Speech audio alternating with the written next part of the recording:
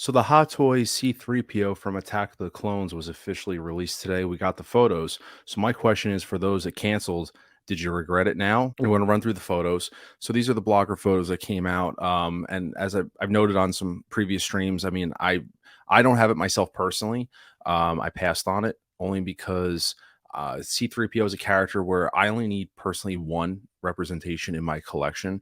And when I think of C3PO, this is not the version I think of where, and I know it's like kind of like the second iteration of him from, the Phantom Menace when he was pretty much nothing. And so this is his first time with really like his armor on. And so it's obviously dirty, it's rusted, it's really beat up before we know him as like kind of like the golden C3PO. And so I was on the fence about getting this one, to be honest. Was going to pre-order it, but I did pass on it just because, like I said, it wasn't my, definitive version. And then luckily we got the announcement of the Revenge of the, Return of the Jedi. I'm sorry, Revenge of the Jedi, Return of the Jedi 40th anniversary. And so that kind of, led me like, oh, all right, I pre-ordered that one day one. And a lot of people probably canceled. I know there's a slew of people that were definitely torn. And so those who had canceled the Attack of the Clones version to opt to get the pre-ordered version of the Return of the Jedi. And now seeing these photos, I'm just, drop a comment below and let me know. Do you regret your cancellation after seeing these photos and some of the, quick in-hand reviews? Like photos like these, I love these blogger photos that are out and about there.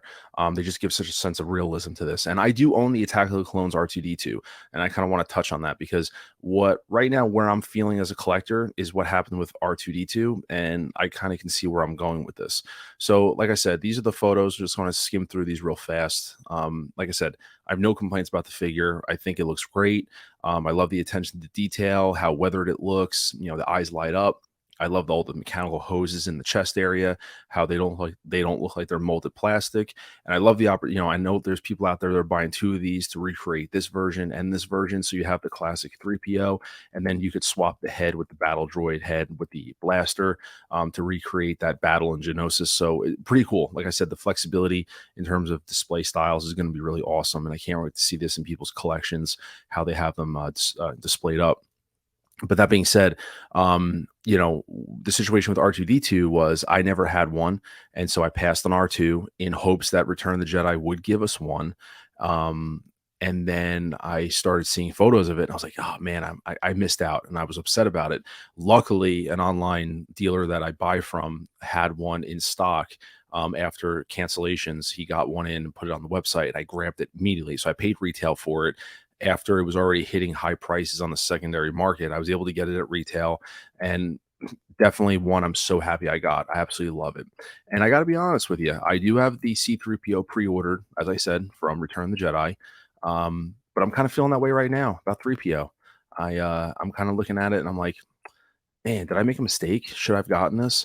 And I'm trying to, hold my ground here and think like, where does he fit in my collection? Because, with Star Wars, I don't get everything. Everything kind of, I hope to have a reason why I get things the way I do.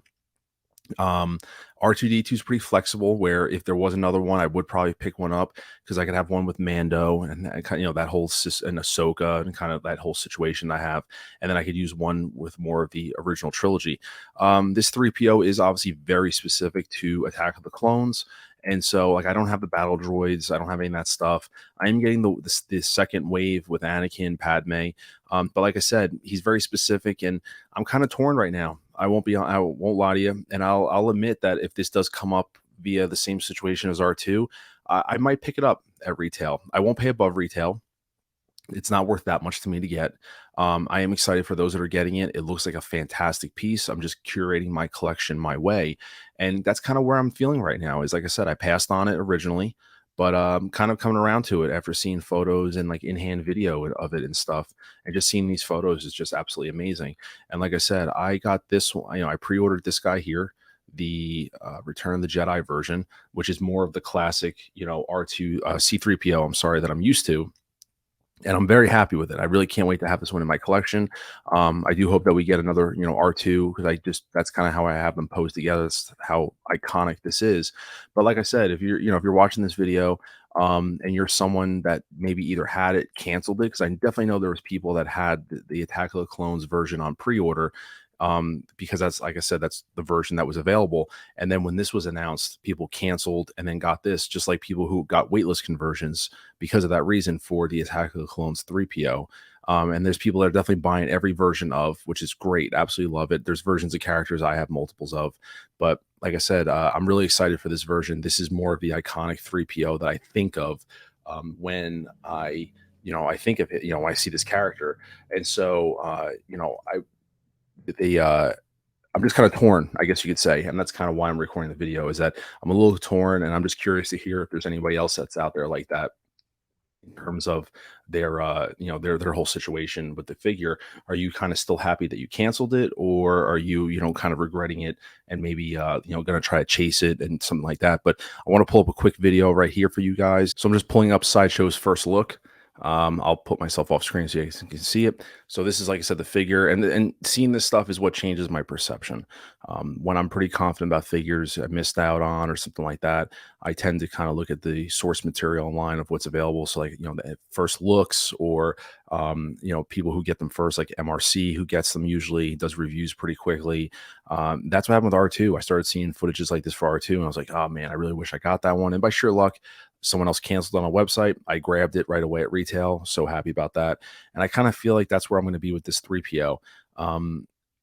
Should I have pre-ordered it from Sideshow? And it's hard to say because it would have been a lot of money, but at the time, it just didn't fit financially. But now looking at it, I'm not trying to be too sour about it, but I think if this one definitely comes up, it just looks so awesome. The weathering, the detail. I'm not usually a big weather person where the battle damage, but seeing it in live video versus just photos, it definitely gives a different perspective to this medium.